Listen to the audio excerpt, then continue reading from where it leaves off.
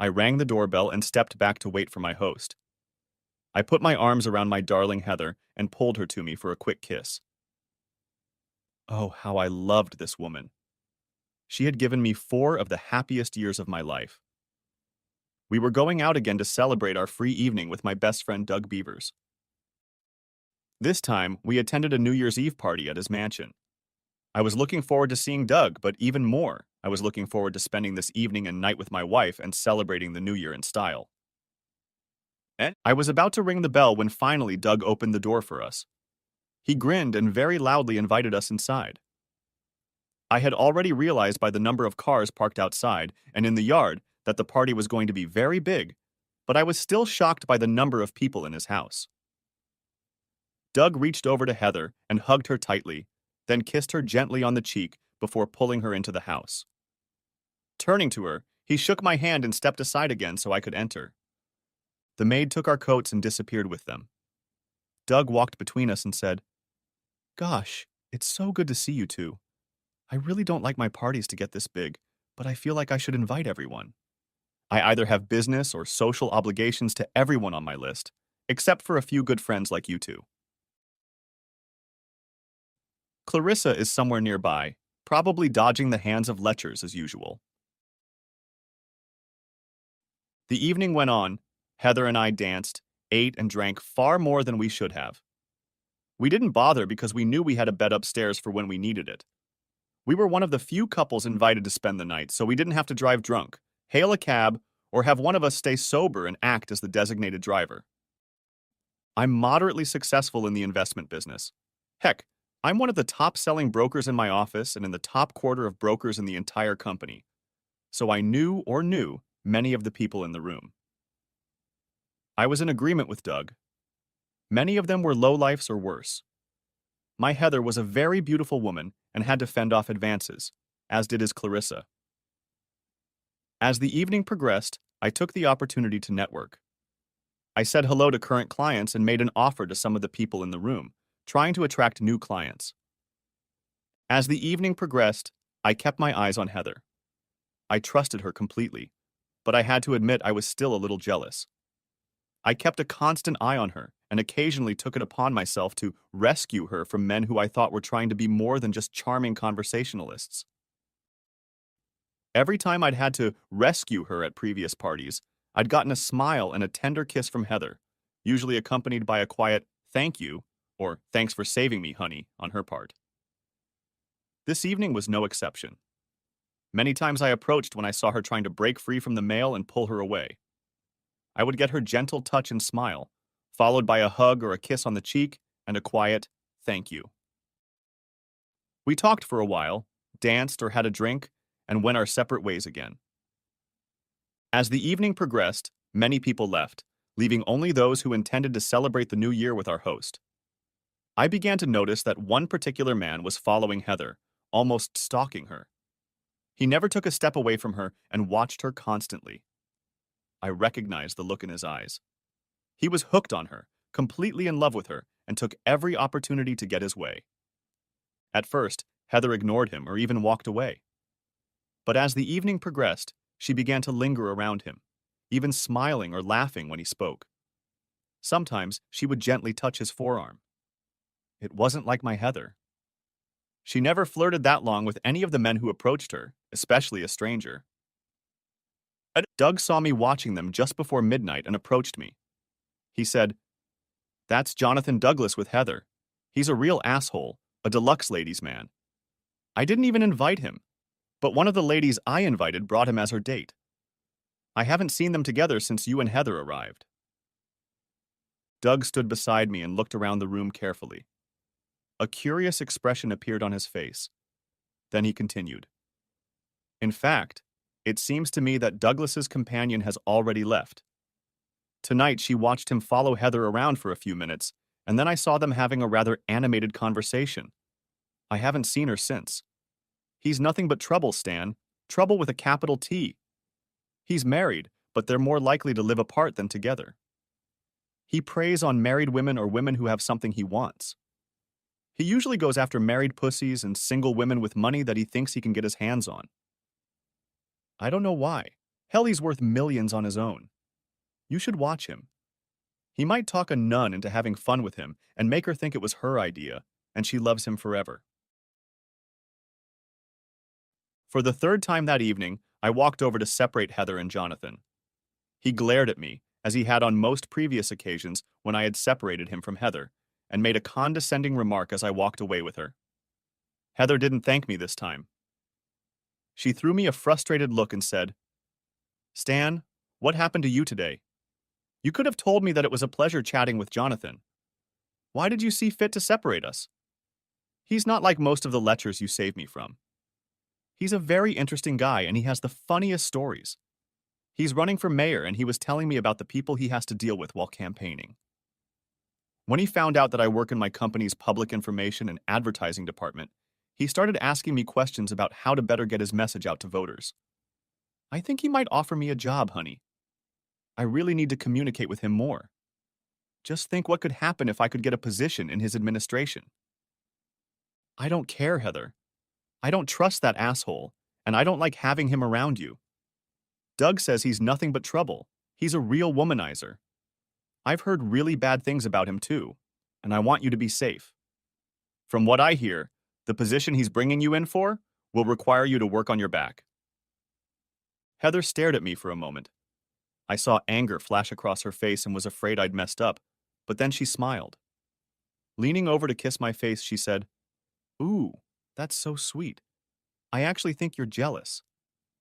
"Well, you have nothing to worry about, sweetie. You're all mine." We had already separated again in a whirlwind of chatting when I realized that she had said that I was all hers, not that she was all mine. When that thought hit me, I paused for a moment and wondered if I had said too much or if she was trying to tell me something subconsciously. 3 months later, I had reason to remember that night in painful detail. The last 2 months had been turbulent in my house. Shortly after the party, Heather started coming home late from her meetings or visits with her parents. When I would ask her about her tardiness, she would get angry and defensive, saying she had either lost track of time or needed to finish a project or something before she could leave. She also started volunteering at the local Republican Party after work, and that was taking up her time.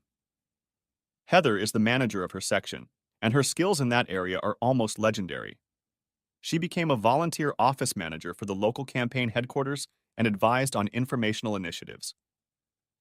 From what little I've heard, it appears that she eliminated chaos and became a very popular volunteer.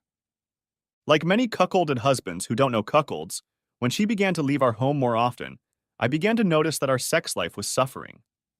I started getting rejected more often. Oh, she always had a reason, like she was tired, or it was too late, or we didn't have time, but the fact remained. One day I was talking to Doug about the recent problems in my marriage. He cast a concerned look at me. Finally, he said, "Stan, I'm getting worried. I may be the reason your marriage has gone down the drain. For the past few weeks, I've heard that Jonathan has found himself another married whore. Rumor has it that he met her at a New Year's Eve party, and we both know where he was and who he spent most of the evening with on New Year's Eve. Allegedly, she is also a volunteer in his campaign for mayor." I felt dizzy, and my breath hitched for a moment. Doug looked at me and continued talking.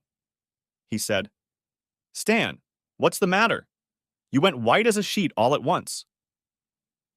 I sat looking at Doug, then said, "Heather started volunteering for the Republican Party at their office about an hour after work and on Saturdays.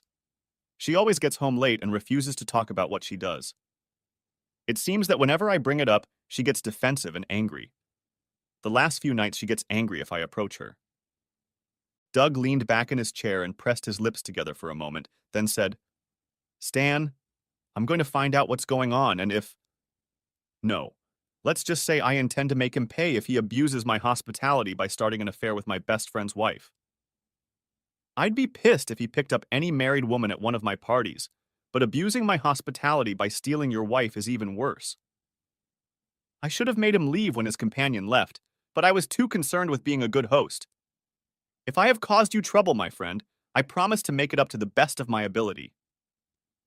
I suppose I should tell you a little more about Doug. He's my best friend. I'd trust him with my life. Hell, I'd trust him to room with my wife. He would never do anything to hurt me. We were closer than brothers. Doug is smart, probably much smarter than anyone I've ever met. We were both in the same class in high school.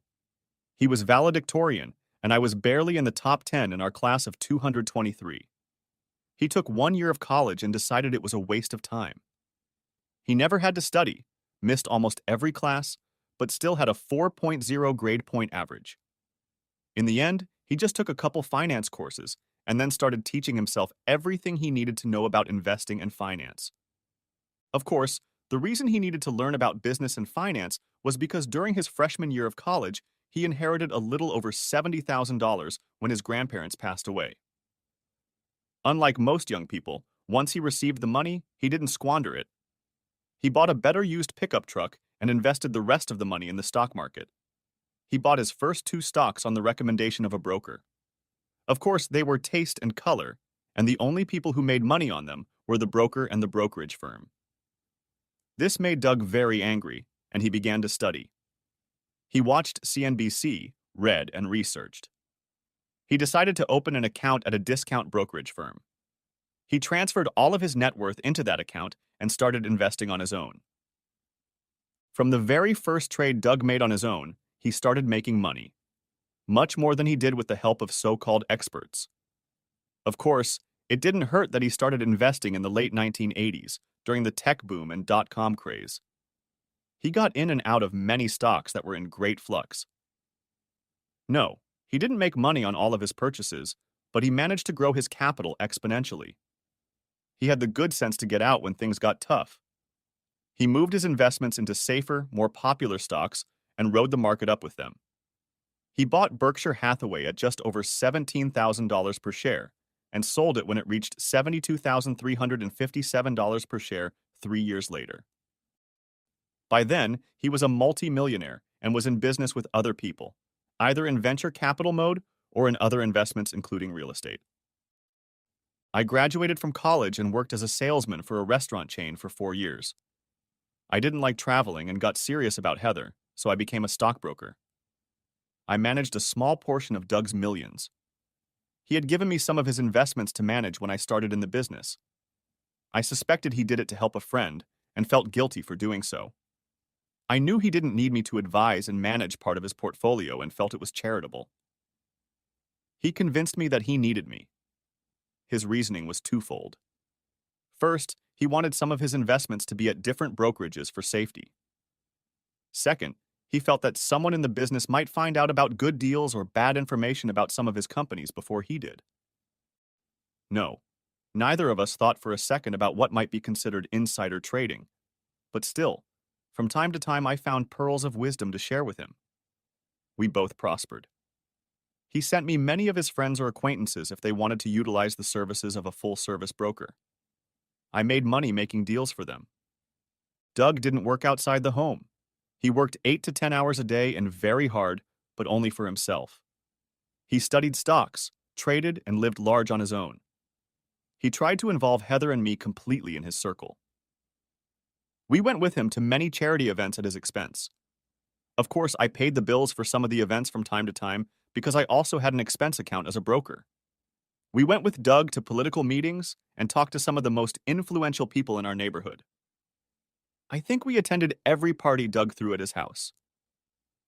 Friday night after Doug and I talked, we got to go to a political rally with Doug and his lady for $500 a plate. Once again, he treated Heather and me to a meal. This time, for some reason, Heather was even more reluctant to go with us than usual. I'm afraid I insisted she come with me, and to this day I regret doing so. I suppose the train wreck our marriage was hurtling toward would have happened as soon as Doug's investigators watching Heather made their report, but at least I would have remained in the dark for a while longer. That dinner, however, was the beginning of the end for us. When we arrived, I saw that we had gotten into a dinner where the incumbent candidate for state senate was scheduled to speak in support of other state and local candidates.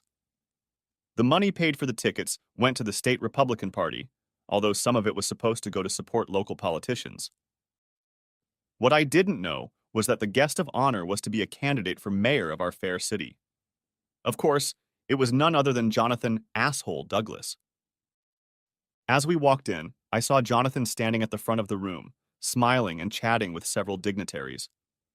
I felt Heather pull away slightly and turned around to see what was bothering her. She was standing there looking at Jonathan.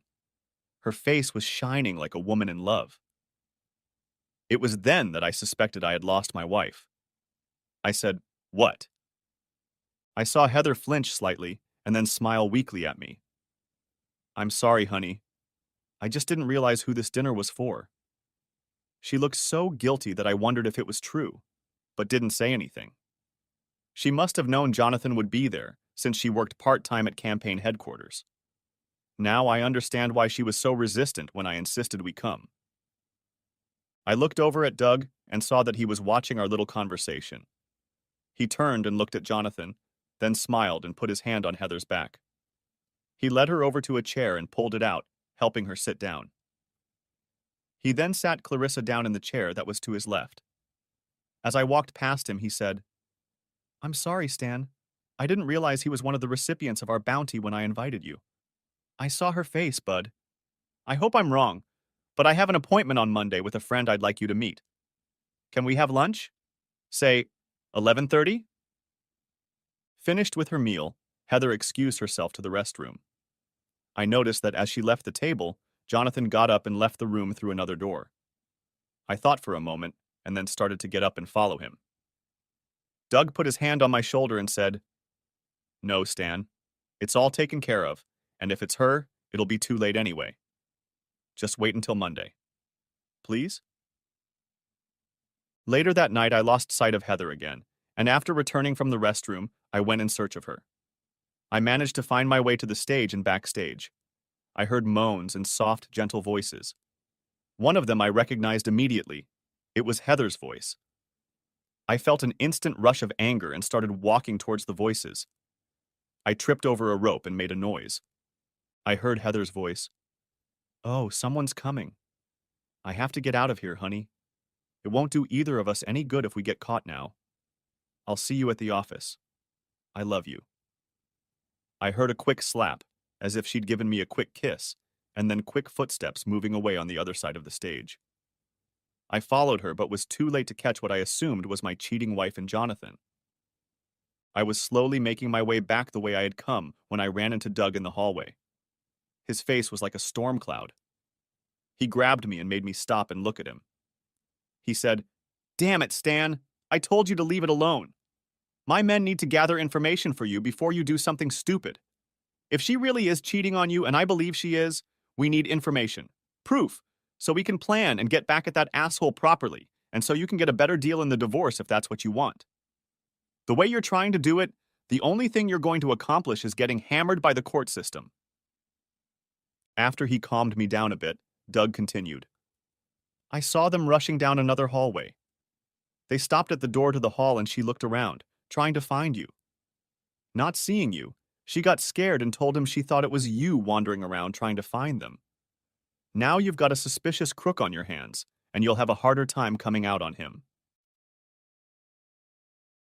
When we got back to the table, we made a spectacle of ourselves. We made sure Heather and a few others saw us laughing and passing each other a pocket flask. Heather looked at me as I took the seat next to her and asked where we were. At this time, Clarissa walked over to Doug and gave him a hug. She smiled at us and said, "Okay, you two. Next time I catch you sneaking out to your car to get a drink, I'm either going to go with you or turn you into the police. Now pour me out of this flask."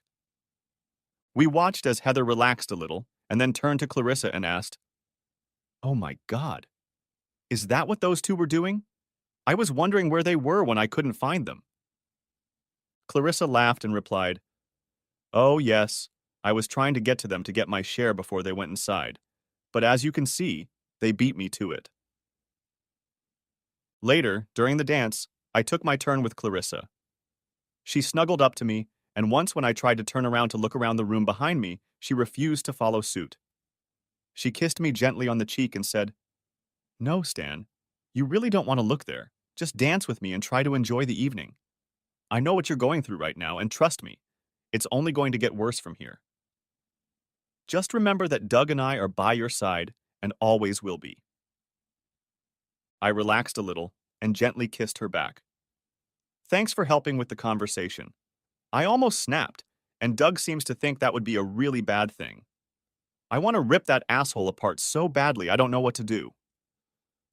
The rest of the week and weekend were hard on me. I was alternately scared and angry. In the back of my mind, I realized that Heather had left me emotionally, and that it was only a matter of time before she left me physically. For weeks now, we hadn't been a happy couple.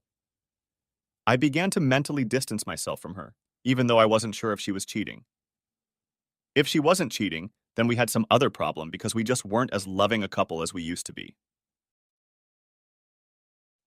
Finally came my meeting with Doug and his friend. I was pretty sure his friend would turn out to be a private investigator. I was nervous and felt my stomach cramping. He was upset and sour with acid. I could feel my anger boiling deep inside, and I knew the other two men could see it. I was terrified of what I thought I might find out, and at the same time, I couldn't wait to find out. Doug stood up as I approached the table, shook my hand, and gave me a hug. After the greeting, he introduced me to his friend Simon Hobbs, who happened to be an investigator. We sat for a minute studying the menu to order our food. The waitress jumped up and took our order, whereupon Doug said, "Why don't we get the unpleasant business out of the way first?" He looked at his other guest, then at me. The private investigator reached into his briefcase and pulled out a large envelope from there. He held it out to me and said, "We've been following your wife and Mr. Douglas at the behest of Mr. Beavers. The surveillance continued for 20 days from the time we were hired until last Saturday evening. During that time, we found that they dined together daily, except on Sunday, when she seemed always to stay home. Their lunches were scattered about the city, but always took place at good hotels, after which they went to a room rented by Mr. Douglas's campaign. On 8 different occasions, we managed to get into the room by posing as a room service waiter. In all 8 cases, the bed was used. Photographs of the room and subjects are included in the report. We also made an audio recording of each encounter by placing a microphone under the door of the room. The subjects entertained themselves on each hotel visit during our surveillance. Many days we documented inappropriate contact at or after the campaign headquarters. We have photos of subjects doing this 3 times at the campaign headquarters, and once when they attended a party at a local bar with friends and supporters of Mr. Douglas. Perhaps the best, or at least the most damaging thing we came across was when Mr. Douglas used your wife to get the support of the Municipal Employees Union. They met with Union President Stephen Negrano at the Gentlemen's Club. He seemed to be very attracted to your wife. We have photos of her sitting on his lap. My operative was able to get close enough to record the conversation. Listen to this portion of the recording, and then we'll continue. Simon placed a small laptop on the table and began playing the snippet from the DVD. He said, "You will receive a copy of this DVD in your report, but I wanted to discuss this incident with you before we cut our meeting short. My operative was very excited about this information, and I think your attorney will be as well." Doug and I leaned forward and watched and listened to the ensuing segment. During the session, Heather was sitting between Jonathan and Stephen. Both men leaned over her to talk, and Jonathan's hands were wandering. We could hear Heather asking him to stop, but he told her, "Now, Heather, I feel, and you know how much you like what we're doing. Just relax and go with the flow. It's not like there isn't something like that going on in this club." When he stopped talking, Jonathan leaned over to Heather and kissed her. Stephen looked at Jonathan and said, "Jonathan, I think you know what you need to do to get the union's approval. I want to spend the weekend with this lady. If I get that, I'll be sure the union will support your candidacy." Heather tensed and tried to rise, hissing, "No, that will never happen. Now let me go." Stephen only looked at Jonathan and raised his eyebrows. Jonathan swallowed and leaned over to Heather. He said, "Honey, we really need that approval. Please just go with it and help me with this. It will help secure our future, and besides, it's not like you've never made love before. Just tell your asshole husband you have a meeting this weekend." In the video, Heather looked shocked and resisted for a moment longer, and then we saw her relax. We saw her cheating. About this time, the club manager approached the table. He looked at Heather, then at the men on either side of her. He looked nervous and stuttered as he spoke. Please, Mr. Negrano, there's a lot I haven't done for you, but I've been informed that you and the boys have become too conspicuous. Lieutenant Jones told me that the chief has asked some of his detectives to come to the club and try to stop displays like you and the lady. If they catch us doing stuff like that, they'll lock me up. Could you take this to one of the back rooms or the hotel? Please, sir? This business is all I do for a living. Stephen laughed and looked at one of the large men on the other side of the table. He said, Hey, Ralph, would you toss Joe a couple thousand for his trouble? Me and the little lady are going to the Doubletree for the weekend. Organize it for me, will you? Organize it like a union leadership meeting like we usually do. I felt myself getting even more upset and started to rise. I growled, That lying bitch? She wasn't here last weekend.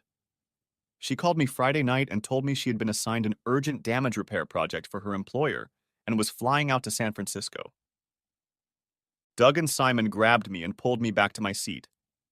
Simon said, Please hold on, sir. I want to fast forward and show you one more clip, and then we'll let you read the report yourself. We have some ideas about this that I wanted to talk to you about, but I thought you might want to watch the DVD before we discuss them. Now my operatives stopped filming at the club and called for backup. My operatives managed to get ahead of Stanley and made their way to the Doubletree Hotel. After the thugs checked him into the hotel, he and Heather went to the bar for a few drinks. My operatives followed the thugs to the suite in the hotel uniforms we had purchased. When they opened the door, my men followed them. After the thugs finished checking out the suite, my men began arranging pillows, flowers, and other decorations. Simon smiled and continued. The older man even sent his assistant to get fresh flowers and champagne so they would have an excuse to wander around the suite longer. We managed to set up some cameras and microphones in the main room and 2 bedrooms. By the time your wife and Stanley returned to the room, they were both intoxicated. The cameras captured that footage, among other things. Simon started playing the DVD on his small computer again. Heather and Stanley went into the room and closed the door. Next, they went into the bedroom and got on with it. After that, Simon turned off the computer. He looked at me and said, Your wife stayed in the hotel room until checkout on Monday. During that time, she had fun with all the senior managers of the Municipal Employees Union, as well as Stephen. We heard about plans to use union money and union workers' salaries to support Jonathan in the mayoral election.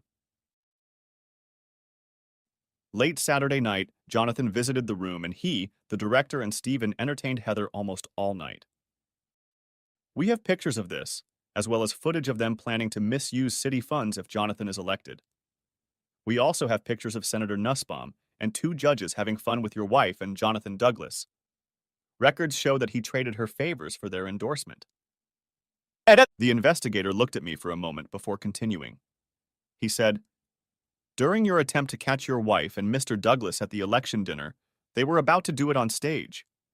He was just starting to do it when she heard you and made him stop. That's when they ran away from you. We have pictures of what happened there. It would have been better if you hadn't intervened. Pictures of the action in that place would have been very damaging. We were going to shoot with the crowd in the background. At least you didn't get caught and make a scene that would have further damaged your efforts to end things on a favorable note for you.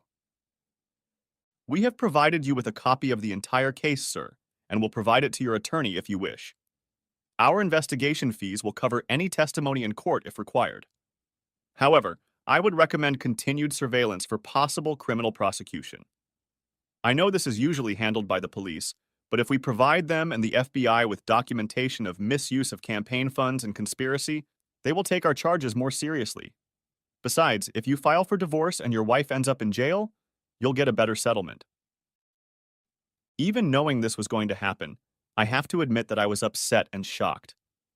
I couldn't believe the depth of disrespect my wife had shown during the time she was under supervision. Documents showed that she thought she was in love with Jonathan. They were actively discussing how and when she would leave me.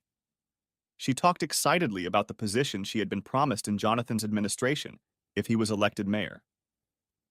Perhaps what shocked me the most was her willingness to spend the weekend at the Doubletree and the activities she did there for her lover and his friends.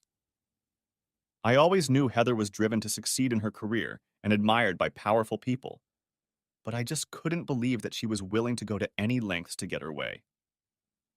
I became almost physically ill. I had hardly eaten anything, and I noticed that Doug hadn't either. After the investigator left, we had a few drinks each.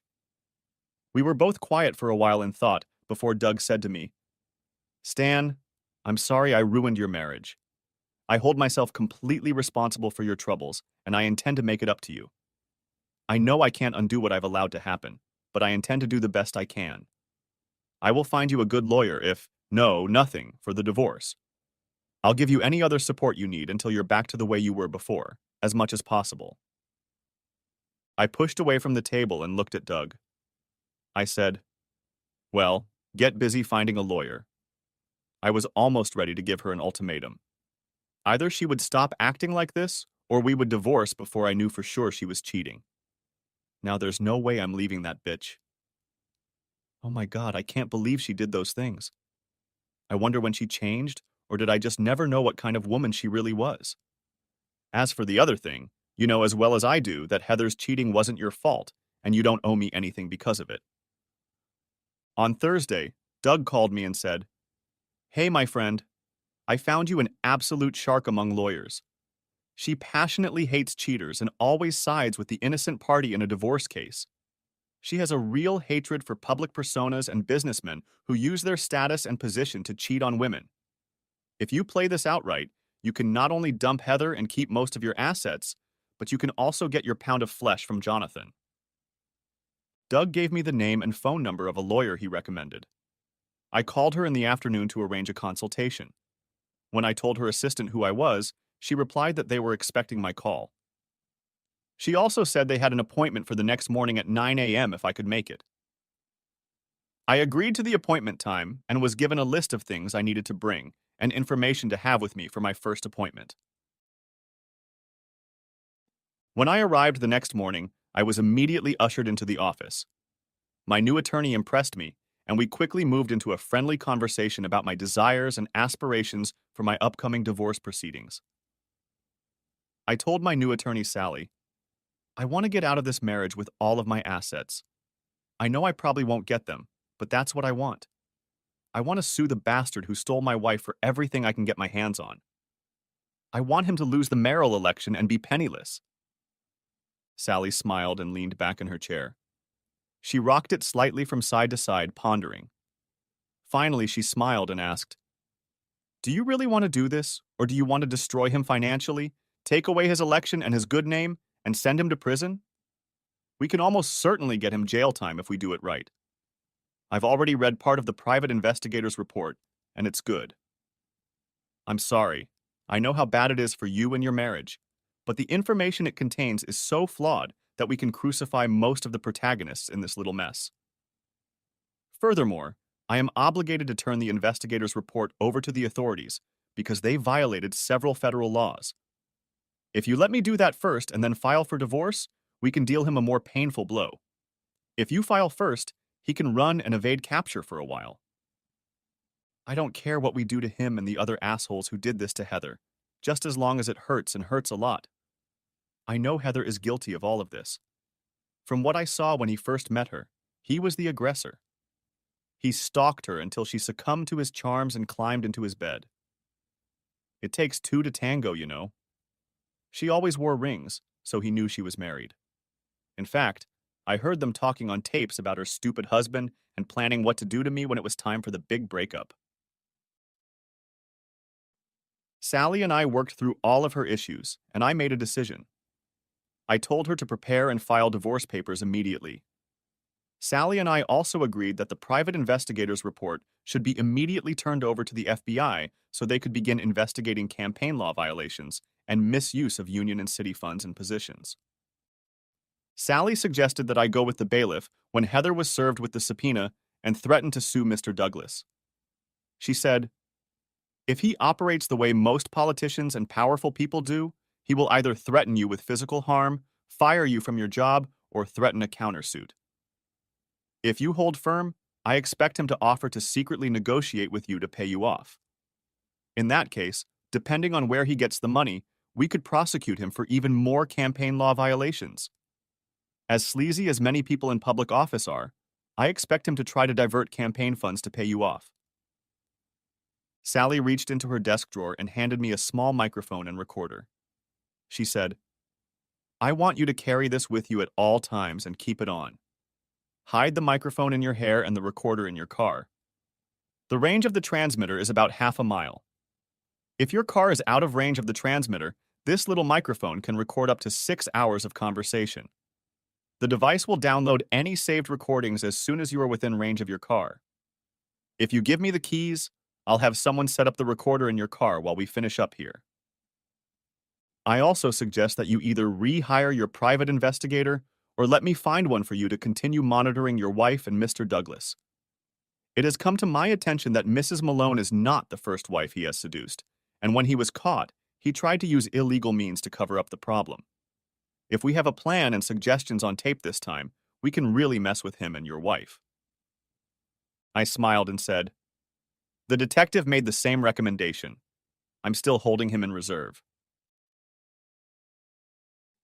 The following Thursday morning, Sally called me and said, Mr. Malone, we are ready to file the divorce papers and serve them on your wife. Do you still want to stick to our plan and attend the filing and make your comments? Oh, yes. If anything, I might get a little pleasure out of being present. I've been thinking about the service too. Don't you think it would be a good idea to serve her this Friday night at campaign headquarters? Sally was silent for a moment, then said, No, Stan, I'm afraid I think that would be a very bad idea. If you serve her there and make the remarks you plan to make, everyone at campaign headquarters in the office will either hear you or know about your threats almost immediately. If that happens, every newspaper will write about it tomorrow, and the good and honorable Mr. Douglas will be backed into a corner. He may lose the election, but he'll have no incentive to threaten you or try to bribe you. I suggest you postpone applying to her until she is alone or with him alone.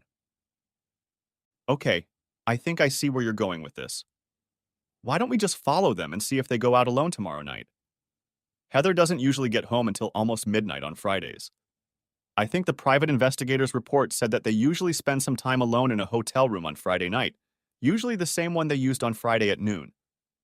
Can we just serve them a summons in their room and possibly catch them in the act?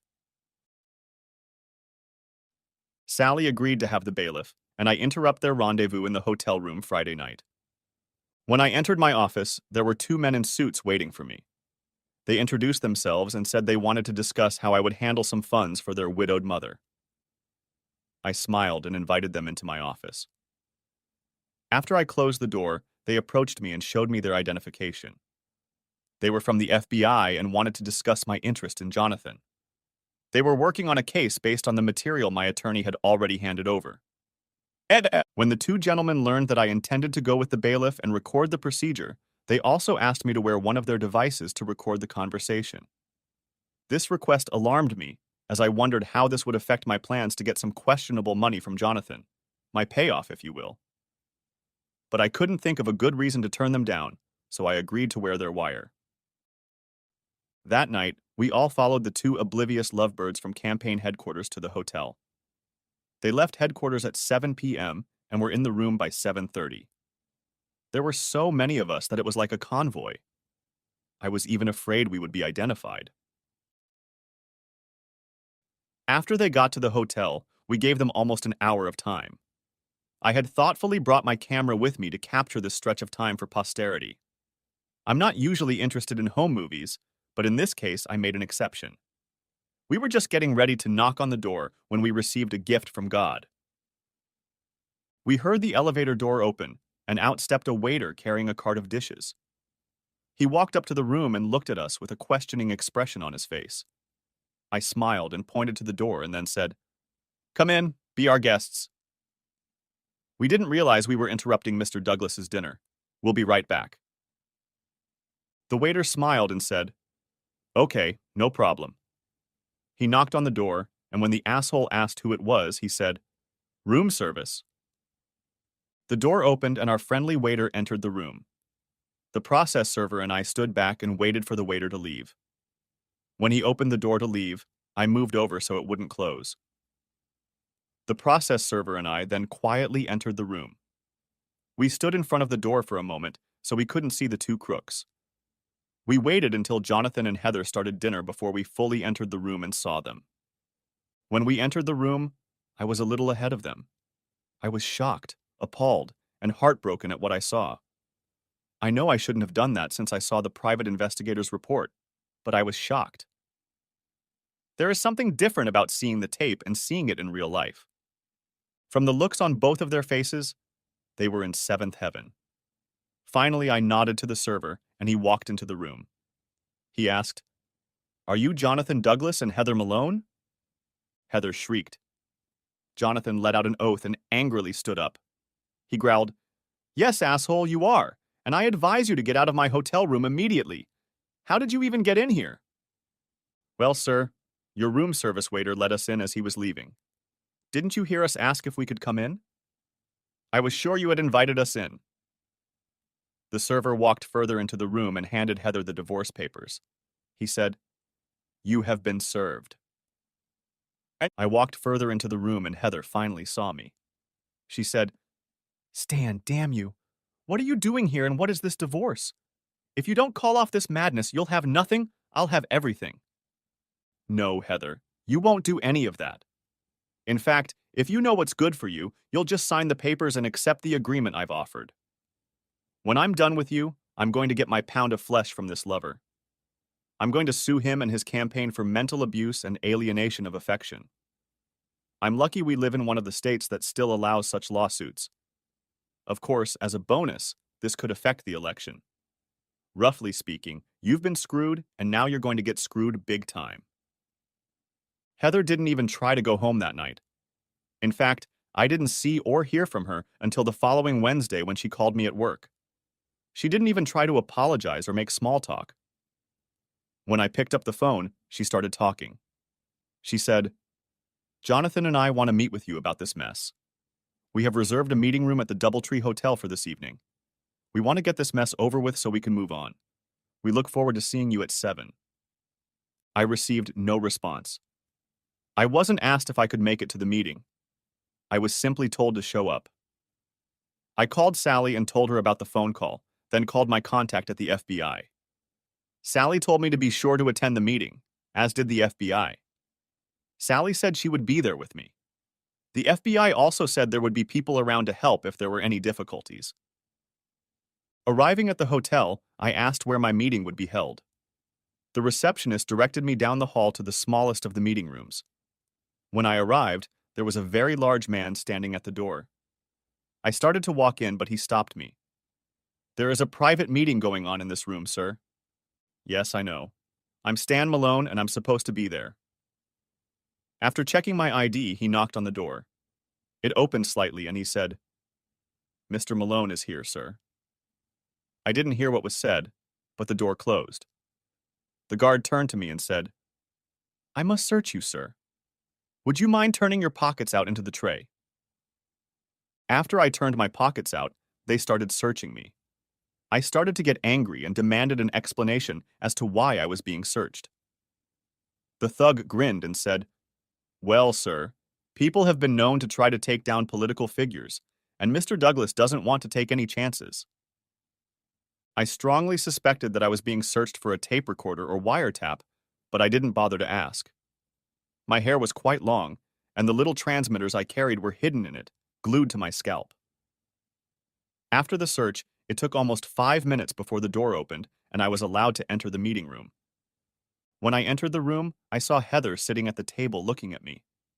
She looked very guilty, her face flushed a lot. I felt anger boil up in me at the realization of what she had probably done. I looked at Jonathan and almost lost control of myself. His eyes were sparkling and he was smirking. I knew he was gloating about the fact that he had just entertained my wife. The meeting went as Sally and I had envisioned. Jonathan threatened me first with termination from my job and then with bodily harm if I didn't give Heather a better settlement offer and drop my stated plans to file lawsuits against him and his campaign. I leaned back in my chair and said, "Listen to me, mister. I know you and your friends will manage to get to me, possibly injure or kill me, but that won't save you. I have taken every precaution and have prepared several packages to mail if anything should happen to me or my family. Even if I am injured in an accident, these packages will be mailed. You know as well as I do that it is impossible to control all the media in this country. Some of them will be published, especially if I am seriously injured or die. You will go down. I saw the anger flash across Jonathan's face and noticed him tense up, which I had realized years ago meant Heather was furious. I smiled at them and continued talking. I know what you did right before I came here, and I have pictures of you doing it several more times. Hell, I even have pictures and tapes of your meeting last week at Doubletree with the union and high-ranking members of the city administration. Do you really think all these gentlemen will thank you for dragging them along? I assure you, if anything were to happen to me, the documents that will be mailed out will have information about them, my wife and you. We both know that many of them are connected to, shall we say, dangerous people. Heather stared daggers at me, and Jonathan looked a little ill at ease, I thought. He tried to turn pale and said, "You heard what I said. Drop your threats and do things quietly or else. Now get your ass out of here. I've had my say." I smiled and stood up. I looked Jonathan in the eye until he started to get worried. I could see that all he could do was keep looking at me. I laughed and turned to go to the door. As I opened the door, I stopped again and said, "You know, Jonathan, I might change my mind if I was guaranteed very fair compensation from my wife in the divorce. Hell, if the idiots in this town decided to elect you, they deserve what they get." I immediately headed home, and when I got there, I found my private investigator friend already waiting for me. He and an FBI agent were visiting. They had both removed and secured their microphones. My private investigator said, "We got all of this as well as Jonathan's conversation with your wife and his friends after you left. He put a tail on you with orders to keep an eye on you and report back to him if they find anything bad about you. You're really, really bothering him." I waited 3 days and then made sure my tail from Jonathan was by my side when I called my lawyer. First, we discussed the divorce, and then wrapping up the conversation, I said, "Sally, I'm tired of waiting for that asshole. I've told him and Heather what it's going to take to get me to leave, and so far they're both balking. Get the papers ready and file a lawsuit against Jonathan. I think we should go for a higher amount. Let's ask for $10 million. That should get his attention and splash all over the news." I laughed to myself as I saw the thug chasing me fall behind and grab my cell phone. I watched him talk and gesticulate. I got in my car and drove straight home. That night, I still hadn't had time to eat dinner when I got a call from Jonathan. He never admitted that his man had heard me tell Sally to sue. He said, "Listen, asshole. Heather and I discussed our meeting and decided to give you part of what you asked for.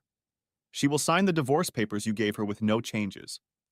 She will leave your marriage with only her personal assets and pension from her job. I have decided to enter into an out-of-court, voluntary agreement with you if you assure me that nothing will come out of this." Well, shithead, all I can do in that regard is promise that I won't be the one to let it all out. Naturally, I can't promise that no one will let the cat out of the bag. After all, right now there are probably hundreds of people who know you're having fun with my wife. Okay, here's the deal. You sign a non-disclosure agreement, and I'll put $1 million into your account, no questions asked. Heather files the divorce papers, signing a consent to the agreement you suggested. I laughed and said, "Hell, it's a small thing. I just instructed my attorney to file a $10 million personal injury lawsuit. I know I probably won't get it, but you should make well over $1 million before I drop the suit.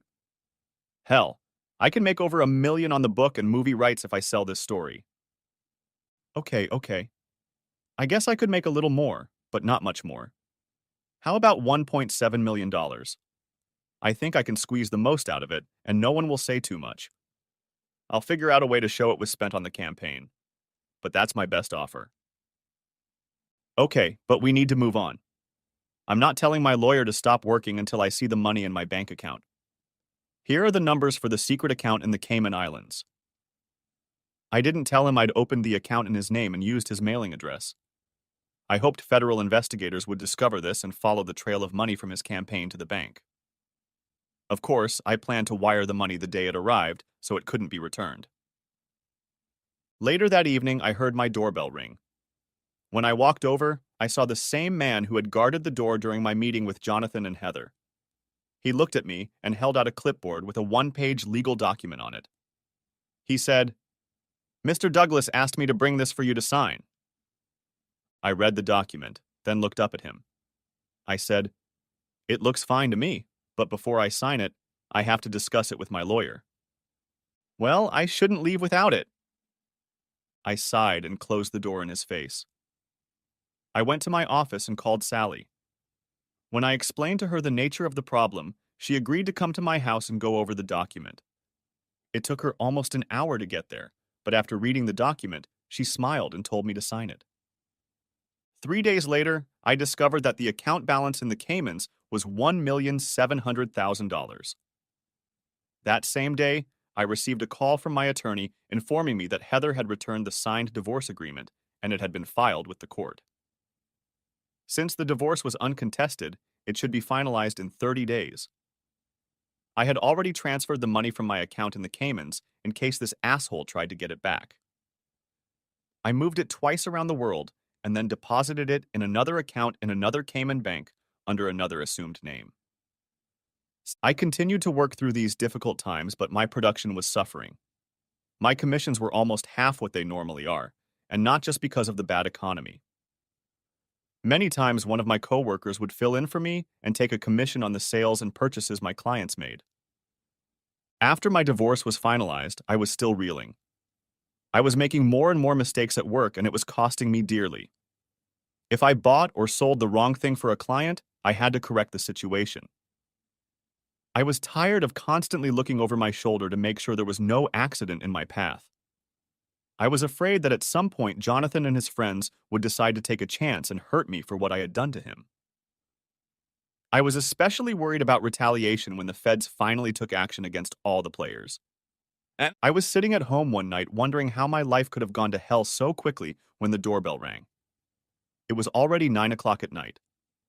When I opened the door, I saw Heather standing there. She was crying and had a big red blotch on her face. I realized that she was going to have one hell of a bruise by morning. She looked at me, then lowered her gaze to the floor. She said, "Stan, please, can I talk to you?" I almost told her no and slammed the door in her face, but then I decided to see what could have motivated her to come to me to talk. I stepped back and invited her inside. Without saying a word, I simply led her back into the room and sat down in a chair. The security cameras were still running, and I wanted to talk where the image would be better. I guided her over to the couch so the cameras would be more comfortable filming her. Heather sat there looking at me, crying silently. Finally, she said, "Stan, I know it's too late, but I finally—" Heather took a deep breath and continued, "I want to apologize to you for what I did to us. I knew better, but somehow that bastard broke through my defenses. You know how much I love to flirt and how much I want to succeed. Somehow he knew which of my buttons to push, and I fell madly in love with him. It was like he was a perfect match for me, and I just couldn't say no to him. I was so caught up in the high-profile job he promised me after the election if I helped him that I lost sight of us." Heather was crying loudly now. She looked at me and said, "Do you know how mad I got at you on New Year's Eve when you tried to break us up? Oh, Stan, you were already too late the last time you pulled me away from Jonathan. We just got back to the room from one of Doug's bedrooms. That bastard talked me into having fun with him a little less than 3 hours after I met him. I'm so sorry. It only took 3 weeks of running around behind your back before I was convinced I had to be completely in his camp. He promised to divorce his wife and marry me after the election. He told me he couldn't file for divorce sooner because it might cost him the election. I fell in love with the idea of being married to a mayor and later perhaps a senator or governor. After the trouble you caused, I began to feel like Jonathan was distancing himself from me. This evening at the office, I caught him in the storage room with one of the young female students who were volunteering. You were right as always, Stan. He was filling her head with the same nonsense he did to me. He promised to leave his wife and marry her as soon as the election was over. I confronted them, and he laughed at me. He asked me what made me think he would marry an old, shabby whore like me, especially one who cheated on her husband. He said that if I was nice to him, he would keep me around, and I could live happily ever after as his social secretary. He laughed at me and said I could entertain some of his more important clients like I had done in the past. His new whore laughed at me and I slapped him. Then he slapped me. Stan, I know it's too late for us, but I want you to know that I finally get it, and I want to apologize for what I did to us. To you, really. Stan, if you could find it in your heart to forgive me, I would love to be together again. I knew I had a good man, but there was something about Jonathan that I couldn't resist. I got so excited at the thought of possibly living the big life with him that I lost all reason. Heather stared at me for another moment. I watched silent tears flow down her cheeks. Finally, she smiled hesitantly, stood up, and walked over to my chair. Leaning forward, Heather kissed me gently on the cheek and then ran out of the room and out of the house. I sat in shock for another moment before I walked to the door and watched her car drive away. I sighed and thought, how I wished she'd come to her senses before spreading her legs in front of that asshole and his union and government supporters. I turned and walked back into the den. After a few days, I couldn't take it anymore. I needed to get away from all the memories and pain. I put my house on the market and hired a real estate agent to find me another one without those memories. I hired a crew to assemble the furniture and send it to storage. I hired another crew to clean the house and another to take care of the yard. From time to time, I contacted Doug or Sally. They said the feds were keeping the investigation under wraps in case the police turned out to be corrupt as well. It was agreed not to mention my name in the investigation and not to use the information given to Sally unless absolutely necessary. Sally told me that the feds had found enough evidence of corruption and were willing to honor that agreement. Almost 6 weeks after I decided to sell my house, I woke up to a special news bulletin being shown on all the national news programs. The feds had arrested everyone involved in Heather's use of Jonathan.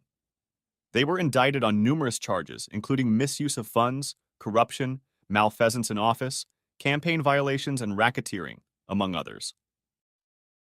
Jonathan was arrested for misuse of campaign funds, improper acceptance of donations in excess of what is allowed by law, and selling the rights to appointive positions in his presumed future administration. Unfortunately, or maybe fortunately, Heather was also arrested for some violations. I called Sally as soon as her office opened that morning to see if she could shed any light on the subject.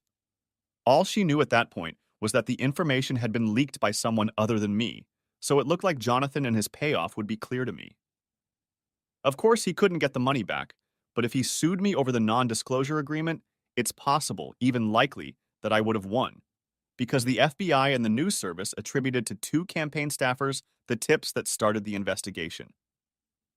I hope I wasn't suspected of denouncing union officials. I didn't need a visit from unreliable characters in the middle of the night. I smiled to myself, remembering how I tried to discreetly slip incriminating notes and documents into the piles of papers some of the workers were handling. I had done this many times when I was supposedly in the office looking for Heather. Finished talking to Sally, I leaned back in my chair and smiled. I had gotten my revenge on Jonathan and freed myself from the cheating whore at no cost other than attorney fees. In addition, Jonathan's generosity had made my life $1.7 million better. I was now able to find a decent woman to marry and start a family. The end. Thanks for watching, I hope you enjoyed it. So subscribe to my channel and watch the next video.